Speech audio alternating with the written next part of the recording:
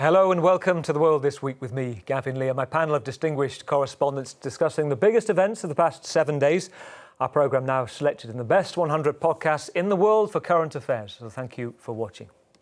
In a week that Ukraine launched Operation Spider's Web, 18 months in the planning and personally overseen by President Zelensky, simultaneous drone attacks launched across Russian airfields, destroying its fighter jets and strategic bombers. The Ukrainian intelligence service claimed 40 had been left burning on the tarmac. Russia described it as terrorism. President Putin vowed revenge.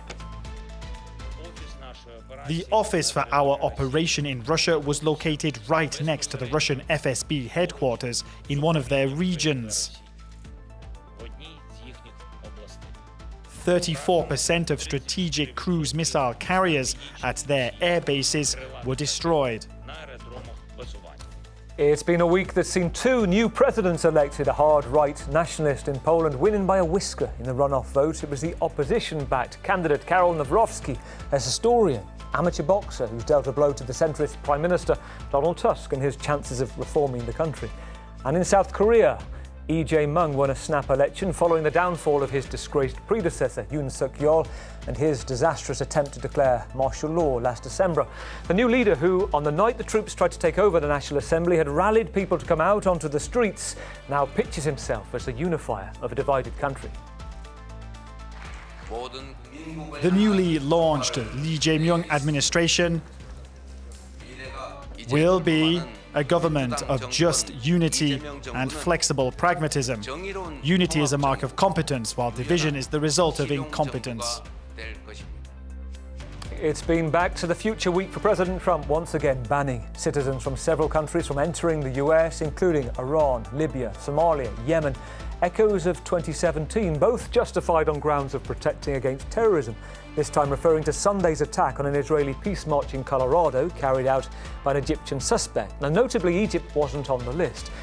And it's been a week where relations between Trump and Musk fell apart quicker than a SpaceX Falcon 9 launch. People leave my administration and they love us. And then at some point they miss it so badly, and some of them embrace it and some of them actually become hostile. I don't know what it is. It's sort of Trump derangement syndrome, I guess they call it. Time to introduce our panel tonight, the distinguished journalists joining me on this week's programme. We have a knight at our round table tonight, Amar Abid Rabot, the renowned French-Syrian photojournalist awarded with France's prestigious title Chevalier des Arts et Lettres, a Knight of Arts and Letters, which recognises those who've significantly advanced French culture globally and includes the likes of the late, great David Bowie amongst your colleagues. Amar, great to have you. Fantastic you're back with us.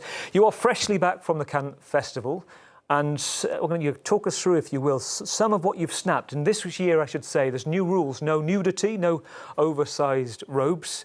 I assume it didn't affect how you turned up, did it? It's always funny, the dress code at Cannes, you know, that is valid, especially for us, for photographers. But then for other people, every year, sometimes you hear that flat heels are forbidden, and nudity is forbidden. But at the end of the day, you see a lot of see-through and things like that. So I don't know exactly where it is forbidden. Talk us through some of your time here, because this is a regular annual thing, Cannes, for you, isn't it? In amidst the hostile war zones, you also make an appointment at Cannes. It's a great week. It's a week that is very busy and very tough, but it's also very good for business. And this year, if you see, it was very Middle Eastern in a way, also with an Iranian Palme d'Or, with a French-Arab actress who got the Prix d'Interprétation Féminine, Best Actress, with some movies from Egypt, some movies from Palestine, a short Palestinian that had the Palme d'Or of the short movie, etc., etc. So it's not that far from the Middle East. Great to have you with us, Amar, tonight. Also with us, France 24's international editor, Lila Jacinto.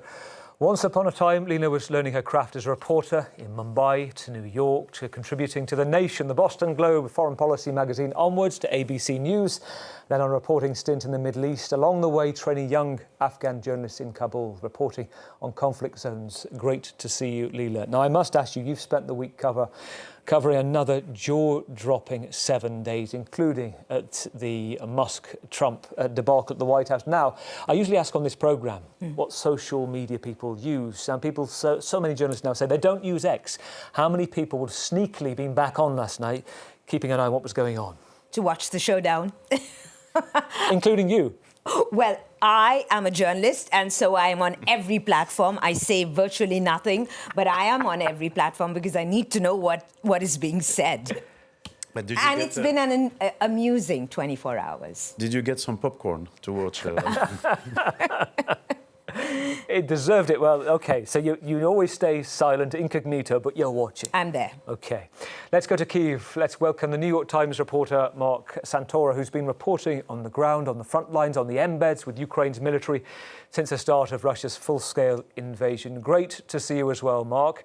I should say, previously part of a team that was a finalist for the 2007 Pulitzer Prize investigating diabetes epidemic among vulnerable populations. It is brilliant to have you here. And we're going to begin, Mark, on the extraordinary week in Ukraine, but a brief word about when you heard the news first of Operation Spider's Web. You're used to covering the cadence of the bombs and the fighting, but this was different, wasn't it? Yeah, it was remarkable. We woke up Sunday morning. It was the usual Russian bombardment of drones, just kind of getting a sense of what was hit overnight. And around 1 o'clock that afternoon, we started to see reports of explosions at Russian airfields across the country, 3,000 miles from Ukraine. And then the images started to come out of these very small first-person drones lifting out of the back of trailers and going on the attack. And so, yeah, it was pretty clear right away this was something different. And then, you know, as the day went on, the scale of it and the ambition of it came into focus. It's going to be great to hear your thoughts, just getting underneath this story as well, how it all unfolded in the past 6 days. Great to have you, Mark. Let's also head to New Orleans. We're joined by Oliver Lackland, the Guardian Southern Bureau Chief, presenter of the fantastic series Anywhere But Washington. Evening, Oliver. Thank you for being here as well. Coming back on the show. We last spoke during, well, before the election was when you were last on with us. We're going to talk about your latest work, which puts the spotlight on Elon Musk's brand new city, Starbase in Texas, for his SpaceX workforce. Your show, basically, this polarised existing community there. Let's take a look. This is a snippet from the episode. Starbase's launch site is just a few hundred yards from a public beach, which residents fear will face even more closures when the vote passes. It's home to endangered turtles and migratory birds. The company has faced a number of investigations surrounding environmental mismanagement. My mother grew up going to this beach. Most of our community members have connections to this beach. They come here to fish. They come here to swim. Elon Musk and his supporters would say that this is all in the pursuit of progress, of, you know, scientific discovery, of settling on Mars. What would you say to that? Well, you know, using a low-income community for experimental rocket testing is another example of environmental racism. Billionaires should not own a beach. For us, it's about, you know, continuing to exist here. Oliver, we're going to get to the what and the why with you, taking us into Starbase later in the programme. But just a quick word. When you enter the town, there is this, 9-foot bust of Elon Musk. And when we, right at the start of your piece, we see it's been vandalised. Do we know who did it? We don't know who did it. No, it's 14 foot, so it's kind of extraordinarily high. There's obviously a lot of local opposition to SpaceX in Brownsville, but yeah, no culprits have been identified. If indeed there were any culprits at all, some people suggest it may have been the wind, which, yeah. This is why you should never trust Grok. I put in Grok, how tall is this buzz? It said 9 foot there. You were on the scene. That's why you always trust reporters in the field. Great to have you. Looking forward to hearing this later in the programme. But first, we begin with Ukraine. It was on Sunday, around 6 minutes past 1 in the afternoon in Kyiv, when Operation Spider's Web was launched. Simultaneous drone attacks on 5 Russian air bases, 2 in the centre of the country, the others in Siberia, far eastern Russia, and the northern Arctic Circle. Kyiv saying that 41 fighter jets, including the elite strategic bombers, had been struck. Ukraine said they were destroyed, burning on the tarmac. Western intelligence suggested the figure was realistically around 20. The Kremlin gave few details other than to condemn what it called a terrorist attack. We would find out within the hour the scale and audacity of the operation. The SBU's Ukraine Security Service provided in-flight coverage as some of the jets were being hit, and some details of the extent of the clandestine planning that it took. It was 18 months in the making, drones hidden in containers in the back of lorries, then parked near air bases and packed, according to intelligence officials, like Russian dolls inside the first layer, a retractable roof inside a container, a layer of AI-programmed quadcopter drones. Underneath them, the chargers for the drones. And at launch, the roof of the small container would open up and the attack began. President Zelensky, in being aware of what was going on, said the HQ for the whole operation was right across the street from the FSB. I would like to thank the security service, General Malyuk personally, and everyone involved in the operation. The operation was prepared for more than a year and a half. The planning, organization, and all the details were perfectly prepared. I can say with confidence that this was a truly unique operation. Let's begin in Kyiv. Mark, you've spent the past few days getting inside what really happened, and you break it down, I think, into two areas: the hiding and the training. Talk us through that. Yeah, so you give a very good summary of the basic outlines of what happened, but the Ukrainians were dealing with a problem they've been desperate to try and get a handle on for more than 3 years, which is how do they slow the pace of these Russian bombardments? And so they developed long-range strike weapons, when the West wouldn't give them the weapons they wanted. And so, they tried attacking with these long-range drones and other things, but the Russian defenses are good. And so about a year and a half ago, they said, we have to figure out something else. And they, were very well aware of how effective these small first-person drones are on the front line. They're precision weapons that, are small, hard to shoot down, and hard to detect. But in order to use these for this attack, they had to find a way to get them near the airfields. So that's where the hiding part comes in. And again, there was a lot of tradecraft here to be able to sneak this stuff in. There were agents involved in moving this across the border and then operating, like you said before, right under the nose of the FSB. And at the same time, they had to train the drones themselves. So they, the use of AI and machine learning here just keeps growing by the month. And in Ukraine, they have an old museum where they have actually some of these old Soviet bombers. And so they were able to train the software for these, small drones so that even though they were piloted by humans, if there was a disconnection or something went wrong, the drones could still find and hit their target. And so all of this had to come together, and it all had to be timed precisely right and go undetected, until the moment of execution. And the point is, it's quite extraordinary to listen to you say that they had these old Soviet versions sitting in the museums, that they were AI trained, am I right to say, to target the weakest part, kind of the fuel area, which would explode, as we kind of saw in principle from the root to the fruit of that operation. And within this, we're talking about quadcopters, these drones, they cost, a few hundred a pop each, and then you've got damage of, into the billions. Yeah, no, it's remarkable. Again, I think our visual investigation team at the New York Times confirmed 12, maybe 13, for sure, badly damaged or destroyed. Another 10 or 11 that you could see being attacked, but the video cuts out and you can't quite tell what happens. So they're still piecing together the exact number, but even if it's half of the Ukrainian number of 4041, that's still, $3 billion of equipment. And also Russia does not have an unlimited number of these bombers. They're thought to have less than 100, and they're not really making any more. So even on the low end, it would still be something like 10-15% of the bombing fleet. So a pretty remarkable toll for probably an operation in terms of the actual equipment that cost, a few $100,000 maybe. That's very interesting, just listening to you.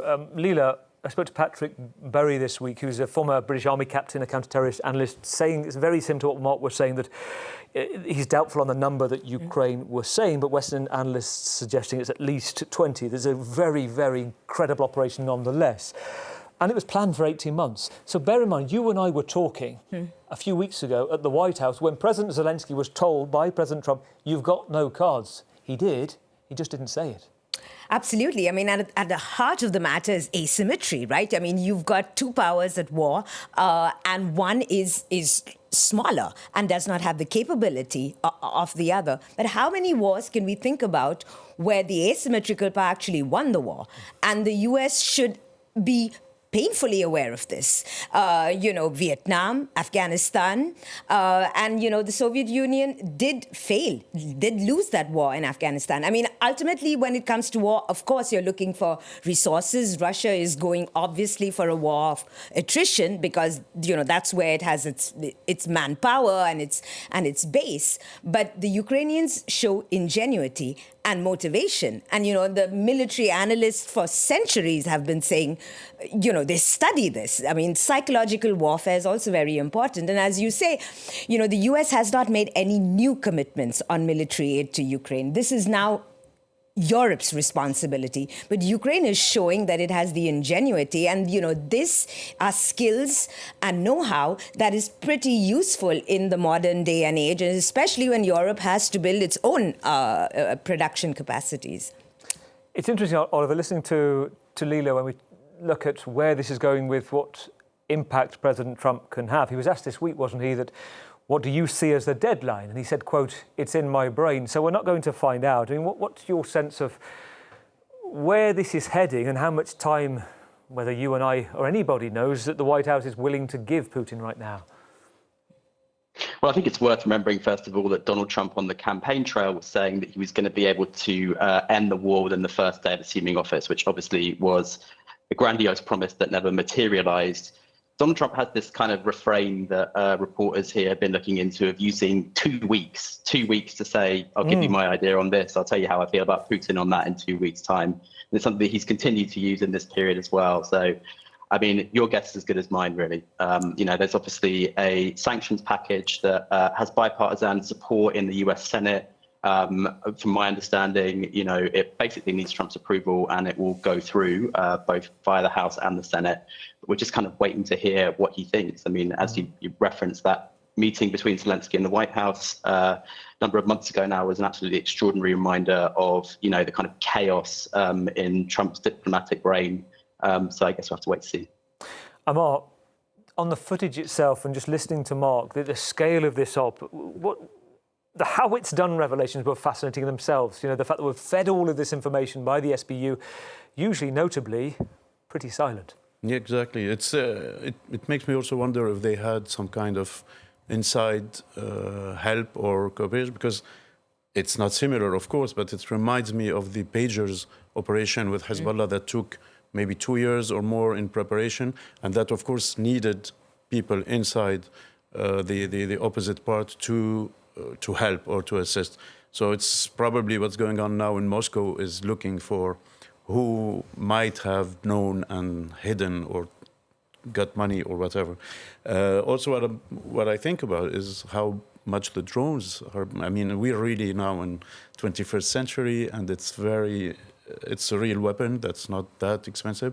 If you remember, part of the attacks of October 7 were done by drones also that are small and I wouldn't say cheap, but I mean, not expensive weapon, definitely, and that can harm a lot. So it's interesting also probably in military schools now we're probably working on how to counter this. It's a very good point, Mark. I've heard you say, quote, this is an evolution in the revolution of drone warfare, what we saw on Sunday.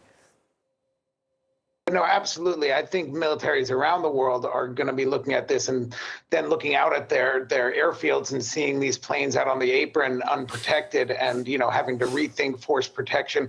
We already saw in the Black Sea how it's made people rethink naval warfare strategy. Ukraine in the Black Sea has been able to basically, get rid of, destroy a third of the Russian fleet, push the Russians back from their shore, restart their shipping of their grain. And that was largely, due to maritime drones. And so we continue to see drones used in these new and fascinating ways that are, I think, people around the world, militaries around the world are going to have to wrestle with and think about what do they do. And just one last point on the hidden part of it and the psychological part. I think obviously it was a morale boost here for a country that's been on the back foot for a while, but also, using tractor trailers, those containers that you see on ships as the sort of delivery mechanism, those are everywhere, all around the world on every highway. So, you also create this sort of, force the Russians to kind of look over their shoulder at every truck going nearby a base. So, it has effects beyond just the operation itself. Yeah, and the security failures of this level of attack being able to happen in Russia, this is so embarrassing for Putin. Let's take a listen, actually, to President Trump. This is yesterday in the Oval Office. This was going back to what Oliver said a moment ago. This is his analogy on Putin and Zelensky. But sometimes you see two young children fighting like crazy. They hate each other and they're fighting in a park. And you try and pull them apart. They don't want to be pulled. Sometimes you're better off letting them fight for a while and then pulling them apart. And I gave that analogy to Putin yesterday. I said, President, maybe you're going to have to keep fighting and suffering a lot because both sides are suffering before you pull them apart, before they're able to be pulled apart. But it's a pretty known analogy. You have two kids, they fight. A more appropriate analogy, two kids fighting in a room. Trump is presumably the adult deciding when to break it up. I don't know if I should comment such analogy. It's terrible. I mean, we all have been raised and studied and worked and everything on the values that there is in Ukraine, but also in Gaza, that there's an attacker and a victim and etc. And then it goes down to two kids fighting in a room and you can't separate them or something. So I don't want to comment on this. As in, it's beyond your belief. Yeah, point. I mean, it's not rational at all. What can you say? I mean, it's. It could be dismissed if it wasn't so important, and the person saying it was so vital to this conflict. Exactly. And then, if you have to take the analogy and compare it maybe to the sizes, then there's an adult beating up a child or a much smaller person, and then you're watching, and then you're saying, oh. And what was remarkable was this was said in the Oval Office when Trump was welcoming the German Chancellor. And, this was a very rambling Oval Office presser. No. But on Ukraine, the takeaway was really that Trump seems to give this false equivalence when it comes to responsibility for this. He seems to think that Ukraine is also responsible for this. This is remarkable. And to which Merckx was actually doing his own kind of fact-checking in the moment, kind of emphasising the point that Russia was the aggressor. Exactly. OK, let's move from Ukraine to what you heard Ammar talking about a moment ago, to Gaza. On Tuesday morning, Israeli soldiers opened fire near crowds of Palestinians who were walking towards a food distribution site in the south of Gaza. The Red Cross said 27 people were killed in the attack. The Israeli military said it fired at a few people who strayed from the designated route of the site and didn't respond to warning shots, saying they had posed a threat to soldiers. And staff at the Rafah hospital a few miles away said many of the victims were children between 10 and 13. It was the third deadly incident in the roads approaching the newly set up Israeli US-backed distribution hubs in less than a week since being set up, ostensibly for Israel to feed desperate Palestinians, bypass the UN channels and therefore risk the food being looted by Hamas. Well, 31 Palestinians were killed on Sunday by Israeli fire in the queue for food, 3 more on Monday morning, according to Hamas-run health authority.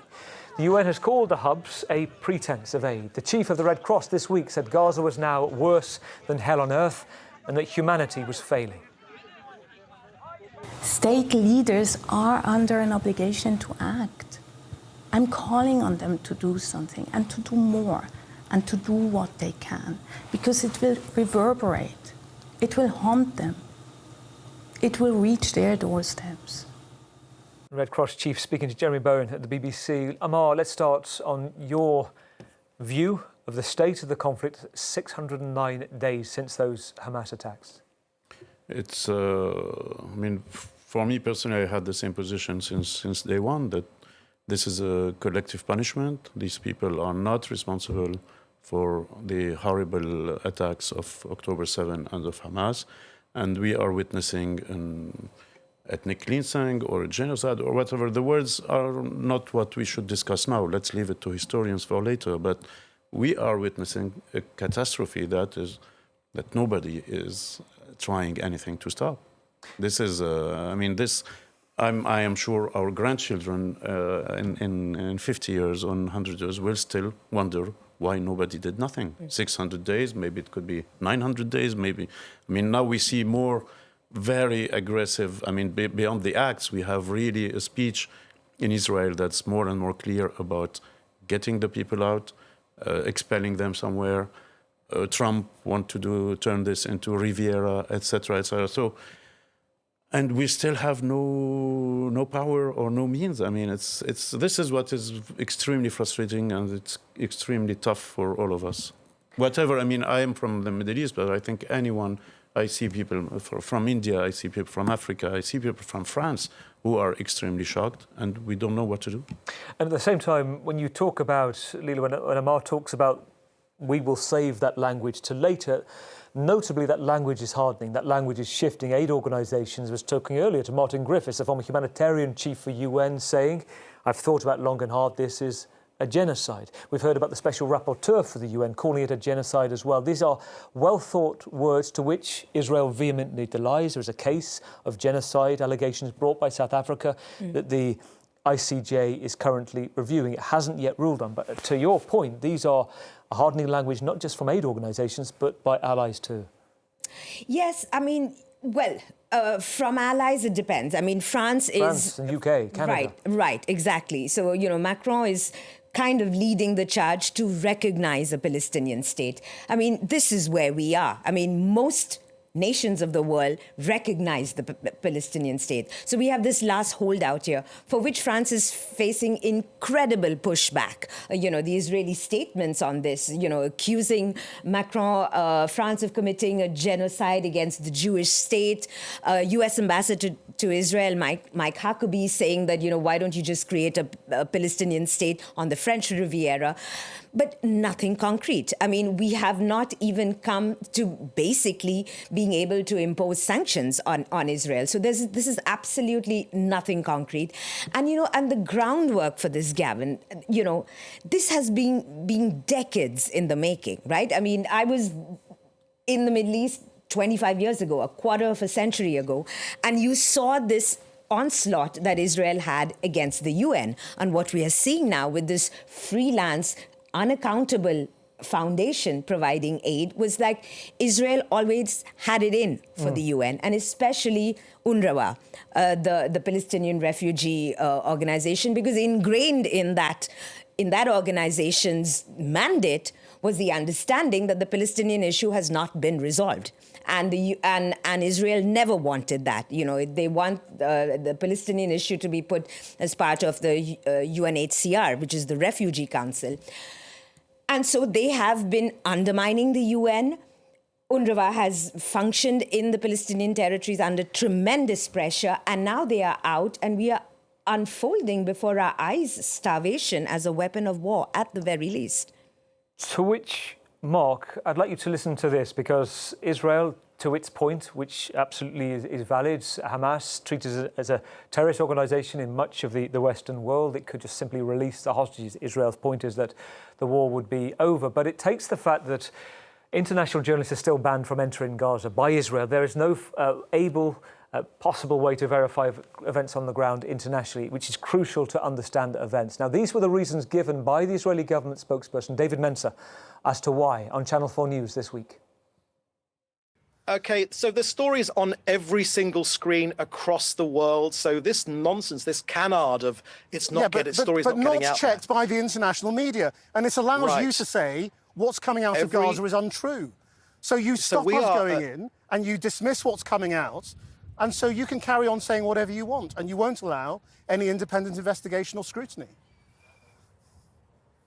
Look, when it comes to journalists, we are a free country, we are a free society, we have the most open media of anywhere, hundreds of miles in any direction. But unfortunately, an independent journalist in media, in Gaza, gets killed. Because if you put out anything hostile to Hamas, you get killed. I was going to go to Mark, but actually, Amar, you wanted to come in. I just wanted to say I'm reading right now the book of historian Jean-Pierre Filieu. He's a French historian, a teacher at political sciences, and a friend, who just spent 1 month in Gaza in December and January. And this is an independent personality. He could be a journalist. I mean, but he's a historian, and of course he wasn't killed like we just heard. And of course his witness is terrible, and you can understand. It's terrible to say that, but you can understand why journalists cannot enter, because even what we see is extremely filtered, let's say. And if we have colleagues on the ground, we would see 10 times or 100 times more. So, sorry, Mark. Yes. No, it's a very valid point. We needed to hear that from you, and also the fact that you as Mark, as all of us in this room covering conflict zones, Mark, you've seen these, you've had to verify things. Did you see any credence in that argument? I mean, I'm not an expert on that, first of all, so I haven't covered it, but I will just say it might be useful to consider because, we have to deal with occupied Ukraine, where Russia does not allow any journalists, no independent investigations, no UN investigations. Yep. And so we're constantly struggling with how to tell those stories from occupied Ukraine, given that we can't go there. And, we see people as they manage to escape or come out with horrible stories of rape, torture, and abuse. And so, what the Russian regime does is they control that information and make it more difficult. But I do think, obviously our role is to still, even no matter how hard, to try and ferret out what we can. And yet all roads, like with Ukraine, lead to the possibility of anybody having an effect. The most likely outcome is that the US have an effect. And going back to Amar's point, let's go back to remember the pledge that we heard from President Trump, which was during his campaign in 2024, he talked about bringing peace. That was his pledge to the Middle East. In October last year, he said to Benjamin Netanyahu, he said, do what you have to do. Then more recently, this last month on social media, urged Israel to, quote, wrap it up. And Amar pointed to this before. Remember when he touted that, February, this Middle East Riviera plan, he called it Trump Gaza. Let's take a look.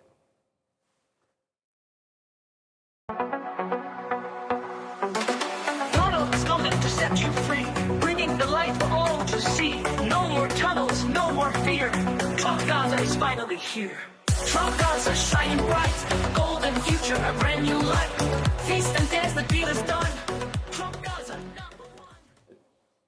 Amar. Last but not least, about the spokesman, the Israeli spokesman, I wish the journalists remind him that more than 200 journalists, reporters, photographers, cameramen have been killed in Gaza, and they have not been killed by Hamas. You mentioned in the beginning Cannes Film Festival. At Cannes Film Festival, there was a movie about Fatima Hassouna, a 25-year-old camerawoman, reporter in Palestine, Gaza, and she was killed by an Israeli attack. So she found out the day after she had been shortlisted exactly. to be previewed. Well, to my colleague Christian Guru-Murphy's point, he did. If you watch the wider interview on Channel 4 News, he does put that fact quite firmly with him. No, it's good to check. Now, it was just a week ago, this time last Friday, we were watching the rosy, rambling fond farewell to Elon Musk in the Oval Office. He's a great guy, a genius, said Trump. Doors always open. He even handed him a key, a gold key. I doubt he'll really leave, he said. Always be on the phone, everything tickety-boo, he said.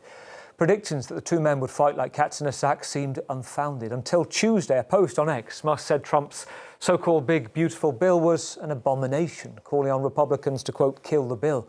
On Thursday, it hit the fan. President Trump, sitting alongside Friedrich Merz in the White House, said he was disappointed in Elon, suggesting Musk may have fallen victim to Trump derangement syndrome and was missing the White House. He knew every aspect of this bill. He knew it better than almost anybody.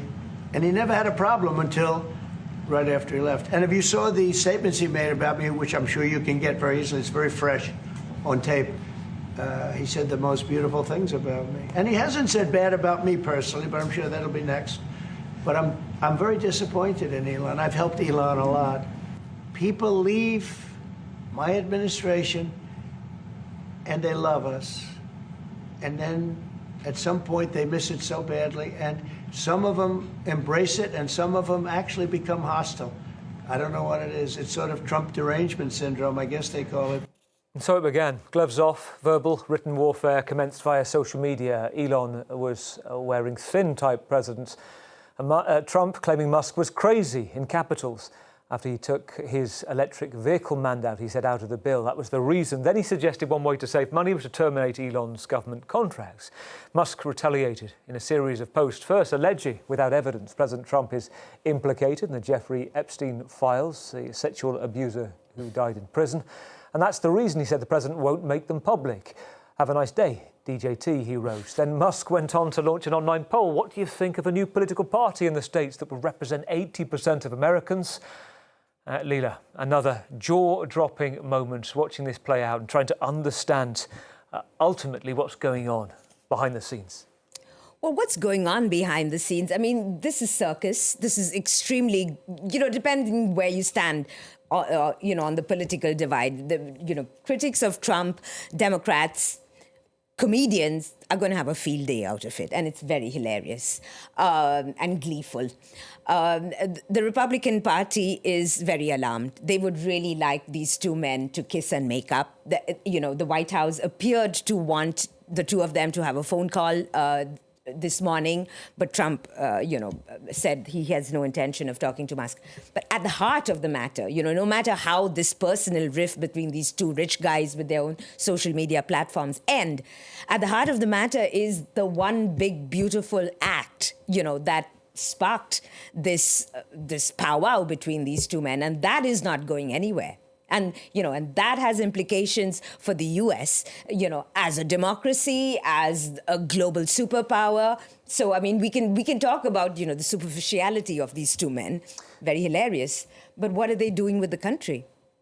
If we look to that point, Oliver, we're going to look at different facets of Elon coming up with you, taking us to Starbase, this city. But just when you're watching this, and you see lots of, scroll your socials or media coverage, who comes off worse from this. I mean, to the extent for Trump, this is a man who's got a huge wallet, can really devastate the party, can't he? Yeah, I mean, I think it's quite extraordinary when, the previous two items we've been discussing are to do with, significant diplomatic failures of the Trump administration that are far less likely to cost him politically than a Twitter feud with the world's richest man. Nonetheless, Elon Musk definitely commands a certain faction of the kind of MAGA coalition that brought Donald Trump to power, as we've said, donated, over $250 million during the campaign itself. So yeah, I mean, obviously he is has been a serious ally to Donald Trump's kind of overall agenda, whether that be through Doge, whether that be, ideologically through donations as well. So yeah, I guess in the sort of grand scheme of consequential issues going on in the world, while this may seem petty, it may cost the most politically. It's a very interesting point. And to which, Mark, just your thoughts on where you think this is heading? Because there was a moment, wasn't there, where it looked like things were being patched up. There was a phone call that was going to be had, and then in the last few hours we're told that from the White House briefing that Trump, he's going to sell this Tesla that he was given by, or bought from Musk. So it's kind of like, I'm taking my ball home, isn't it? Yeah, well, I think we talked about before how he compared Russia and Ukraine to two children fighting in the park. I mean, I think, that's what this looks like from here is, two children fighting. And Ukrainians have been making a joke that maybe Zelensky should try and bring peace within 24 hours between the two of them. I don't think it goes anywhere good. I think it's obviously, both silly and serious at the same time. Yeah. So I think like everyone else, we will watch the circus unfold.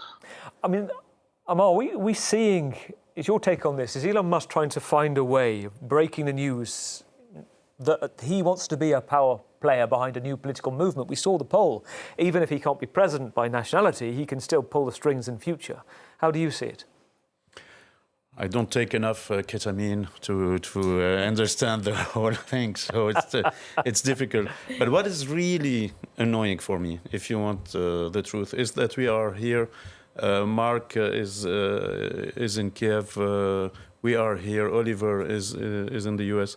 And we are talking about this. While, for instance, last night, the southern suburb of Beirut has been severely hit by different strikes. While we are on ceasefire, this is illegal. This is inhuman. Today is the Eid al-Adha. It's a major Muslim celebration like Easter or Christmas. So people were panicking. They were in the street with kids, with elderly people, etc., etc. And have you seen that today in the news? Almost nowhere. We've covered it today on France 24. I know, yeah. but how much compared to the Elon Musk, Trump, things. To your point, I guess at the same time, and Leela, your take on this, Amal raises, which is, while they're talking about this, this is the world's most powerful man and the world's richest man. And all the mental energy, which is only finite, is going on this one issue, then it's not going on the Middle East. It's not going on Ukraine or Sudan or Myanmar. Well, I mean, this has been my point for more than 30 years. I mean, and this is why, America carries on like this, because, there's so much of drama and circus and focus on what is marketable that, we know very well that half of Americans can't even find certain countries on the map. Trump found the country of Lesotho very amusing. You're absolutely right. This is what it boils down to. Let me go to Oliver, because meanwhile, we can assume, can't we, that Elon is maybe hunkering down in his new city, Starbase, which is an incredible story in itself. Oliver, take us to Texas and your work on something that could have easily gone unseen, this charted moment of history, a formal creation of the city. Tell us about the area, what it's replacing, who's there, and what's going on.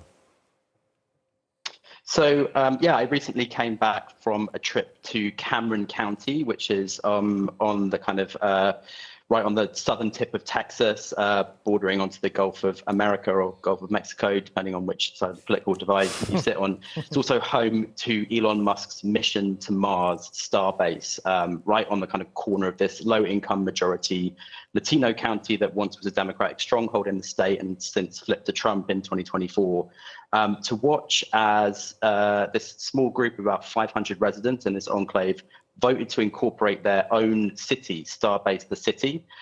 We went there because we thought, on the one hand, it's a kind of symbolic vote. It doesn't generate that much power to SpaceX and to Starbase, other than to impose minor property taxes and potentially create its own police force and fire department. But we also thought it was kind of symbolic of something else that was going on more broadly in the country, which is, to many people's eyes, this kind of new era of American oligarchy where the world's richest people can bend the government to their own whims. Let's take a look. This is the moment that before the vote takes place about whether Starbase will be named as a city. On the day of the Starbase election, we headed back to the launch area. The sole candidate for mayor is a Musk employee, and most of those eligible to vote are connected to SpaceX as well. It's supposed to be democracy in action, but I think we already know what the result is going to be. A lot of SpaceX employees who don't want to talk. Do you work for SpaceX? I do. Yeah. But I'm not allowed to talk to media. Why not? I can't answer any questions about the company to media. That's okay. What about Elon Musk? Also not him. How did you just cast your ballot? Yeah. Do you mind me asking how you voted? Voted no. Voted no? I was here before SpaceX. I have no loyalty issues there. Yeah. So, no. How are you feeling about the whole vote? Not happy. This used to be a nice, quiet, peaceful little kind of retirement community. It's not anymore. How do you feel about going to Mars? How do you feel about going to Mars? It's quite a beautiful moment, I think, where she just resigned, says yeah, and walked off in the background. Now, the one candidate, the mayor for Starbase, is Bobby Pedden, SpaceX vice president. Am I right to say, in some senses, it has a Cadbury's quality, what the Cadbury family did to Bourneville in Birmingham, in the UK? But that was a Quaker movement, a company town for its workers. Bourneville was about philanthropic endeavour, whereas this sounds like operational efficiency for the Mars colonisation mission. Is that how it is seen by SpaceX employees? I think it's a mixture, yeah. I mean, there will, as I mentioned, there are some degree of municipal powers. So we're already seeing, since this incorporation has happened, that SpaceX have alerted certain residents in their new city that their properties are going to be in a rezoned district going from residential to industrial. But I think also, it's kind of classic Elon Musk. He's been talking about trying to do this for a number of years on Twitter, just saying it's kind of cool. You saw there that they've renamed one of the streets there already. It used to be called Weems Street. It's now called Meme Street, which again is a kind of classic Elon Musk joke. But I guess in the background, there are also some pretty serious issues going on there, and that's why we sort of saw it as a microcosm. Since Trump's election, the launches that have been going on that site have quintupled, or they've been given permission to do 25 launches now, and they were only allowed to do 5 under Joe Biden. There are very serious environmental concerns about the effect that that is having on a local beach there, which is home to endangered turtles, migratory birds, that sort of thing. And so what we saw, I think, was the condensement of Elon Musk's power in a particular place, really against what I could sense anyway was the kind of broader consensus of the county, which, as I said, was previously a Democratic enclave in a conservative state, with lots of folks who were kind of, complaining about gentrification, complaining about environmental issues as well, and not feeling like they have very much power in this era that we're living in now. The whole piece is a fascinating watch. I recommend it on YouTube, anywhere but Washington. And we should also say this is another moment, just in case you're watching going, hang on, we saw the pre-vote, what happened at the vote itself. And this is your take as the vote comes in. City of Starbase Incorporation election, for 173, against 4, for total votes cast 177. It's a 97% majority. At this point, yes. So Elon Musk has his own city. Well, the citizens that live in the community of Starbase have the city. Amar, what's your take on Starbase? I'm just wondering whether it's somewhere that you'd like to head to with your camera to capture. It seems fascinating, but to be honest, the whole I was extremely shocked during the campaign, the election, with these. You remember there used to be kind of lottery where you can $1 million voice or something very very weird. I guess it's illegal in France, but it seemed perfectly legal in the US and was very, very shocking. So I'm interested to go and take some photos, but probably not to live there. Amar, great to hear from you. Thank you all to the panel tonight for your experience, unique insights in a world of misinformation when clarity on the ground reporting is second to none and hard to come by. So thank you all for being here, and thank you for watching. Our 4 distinguished correspondents this week have been Oliver Lachlan in New Orleans. Thank you, Oliver, the Guardian's Southern US Bureau Chief, presenter of Anywhere But Washington. In Kyiv, thank you to Mark Santora covering Ukraine for the New York Times. In the studio, a night of French letters and art, the esteemed photojournalist Amar Abed-Rabot. Amar, thank you. And France 24's international editor, Leila Jacinto. Thank you, Leila. It is the 81st anniversary of D-Day today, a key turning point of the Second World War, the day Allied forces landed on the beaches of Normandy and began the months-long push back against Nazi Germany to end the conflict. We'll leave you with some images of the beaches today, and we'll see you in 7 days for the world next week.